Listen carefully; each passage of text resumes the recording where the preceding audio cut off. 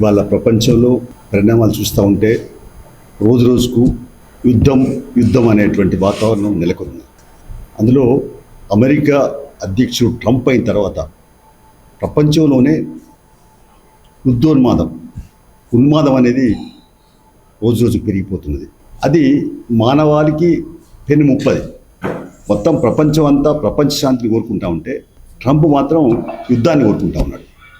మధ్యలో Iran America చర్చలు జరుపుకొని ఒక ఒప్పందానికి వచ్చి కూడా మళ్ళీ ఇప్పుడు ఆ ఒప్పందం లేదు అని చెప్పి ఇవాళ అమెరికా ట్రంప్ పూర్తిగా ఆయన అక్కస్తో వివరిస్తున్న తీరు కనపడుతూ ఉంది. అంటే మళ్ళీ యుద్ధం స్టార్ట్ చేశారు. ఇప్పుడు ఇరాన్ పైన యుద్ధం చేస్తే ఇరాన్ వాళ్ళ అనుకూలమైనటువంటి పద్ధతిలో అమెరికా స్థావరాలపైన వాళ్ళు చేస్తారు. అణుమిస్త్రీలు, తర్వాత డ్రోన్లు, రకరకాల ప్రయోగాలు వాళ్ళు చేస్తారు, అణుబాంబులతో సహా. ఇప్పుడు ఏమవుతుంది ప్రపంచం అనేది అర్థం కాకుండా. అమెరికాలో ఉన్నటువంటి సెనేట్ వాళ్ళు కూడా ట్రంప్కి చెప్పారు యుద్ధం వల్ల మనకు నష్టం వస్తుందని చెప్పినా ఆయన ముండిగానే ఆయన మరి వివరిస్తూ తీరు కనపడుతుంది. ఇంకోవైపున క్యూబా పైన మరి అది కమ్యూనిస్ట్ దేశము, ఎప్పటి నుంచో అభివృద్ధి చెందుతుంటే దానిపైన కూడా ఇప్పుడు ఒక కక్ష ధోరణితో వివరిస్తూ ఈ ట్రంప్ వచ్చిన తర్వాత మళ్ళీ వినాశనమే, విధ్వంసమే ప్రధాన అంశంగా కొనసాగుతుందని తీవ్రంగా ఖండిస్తున్నాం. ఇంకో విషయం ఏం మాట్లాడిందంటే కమ్యూనిజం అనేది ప్రాణాంతకం, అంటే మనుషులకే అది నష్టం కలిగించేదని చెప్తా ఉన్నాడు. ఆయన ఎందుకు చెప్తా ఉన్నాడంటే అక్కడ అమెరికాలో కమ్యూనిస్ట్ పార్టీ అది పుంజుకుంటున్నది, ప్రశ్నిస్తున్నది. కమ్యూనిస్టులు అంటేనే ప్రశ్నించే గొంతుకలు, శ్రమకు తగ్గ ఫలితం రావాలి. కార్మికుల, రైతుల, కూలీల సామాజిక న్యాయం పక్షపాతిగా విధించేవాళ్ళు. అయితే గత ఛాందసవాదం, గత రాజకీయ వ్యవస్థ కావాలని మళ్ళీ ట్రంప్ కోరుకుంటున్నాడు. తన పెత్తనం ఉండాలని కోరుకుంటున్నాడు. కాబట్టి ఇవాళ పూర్తిగా ప్రపంచంలో యుద్ధోన్మాదాన్ని పెంచి పోషిస్తాడు. ఇక్కడ మోడీ మౌనంగా ఉండడం అనేది దుర్మార్గమైన చర్య. మన భారతదేశం అనేది ఒక కీలకమైన దేశం. ప్రపంచంలో అలీన విదేశాంగ విధానాన్ని జవహర్లాల్ నెహ్రూ కాలంలో అమలుపరిచి మొత్తం ప్రపంచంలో ఒక పెద్దన్న పాత్ర వహించారు. ఇవాళ మోడీ మౌనంగా ఉంటుండే, ఎందుకంటే ట్రంప్కు భయపడుతున్నాడు.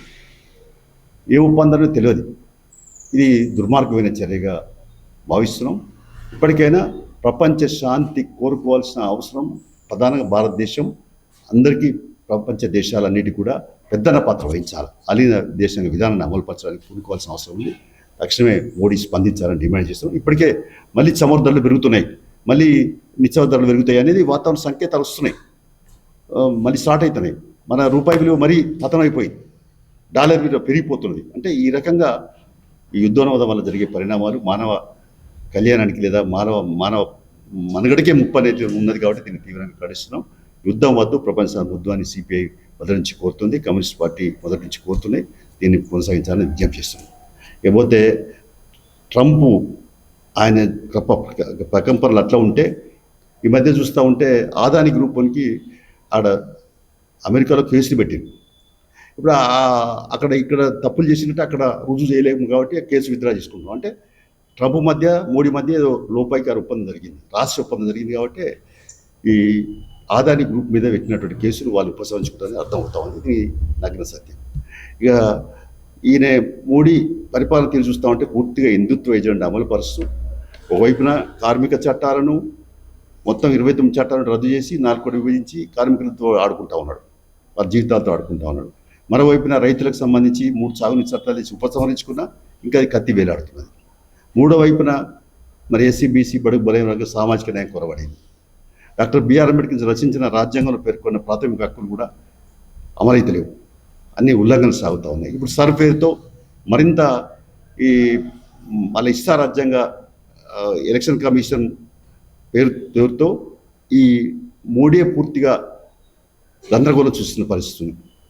పశ్చిమ బెంగాల్లో 78 లక్షల ఓట్లు తొలగించి అక్కడ మొత్తం మీద ప్రభుత్వం కైవసం చేసుకున్నారు. ఇప్పుడేమో దాడులు మొదలు పెడతా ఉన్నారు. అంటే టీఎంసీ దాని మొత్తం స్వరూపాన్నే ఆ ఎంపీలు, గిరిశోలుడు, వాళ్ళంతా ఫిరాయింపుల పేరుతో మొత్తం అంటే ప్రజాస్వామ్య విలువలను పాతరిస్తున్న పరిస్థితి, ప్రజాస్వామ్యానికి కూని చేస్తున్న పరిస్థితి స్పష్టంగా కనపడతా ఉంది.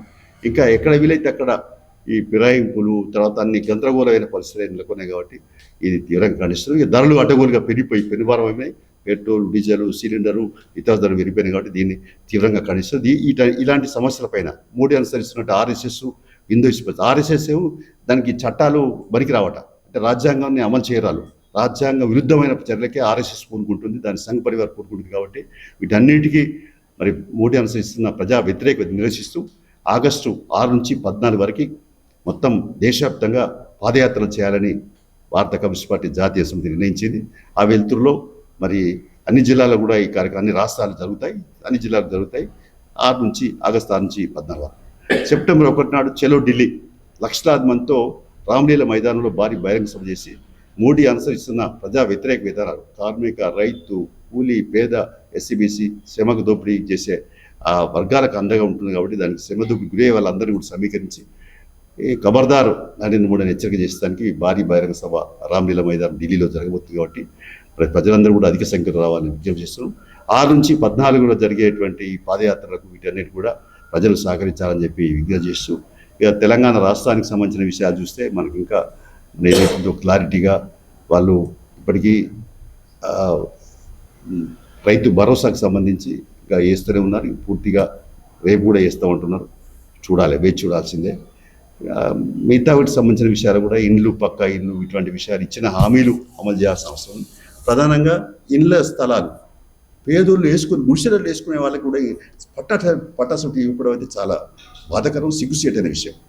పొంగిరెడ్డి శ్రీనివాస్ రెడ్డి గారికి ఎప్పుడు చేసినాం, ముఖ్యమంత్రి గారికి చెప్పడం జరిగింది.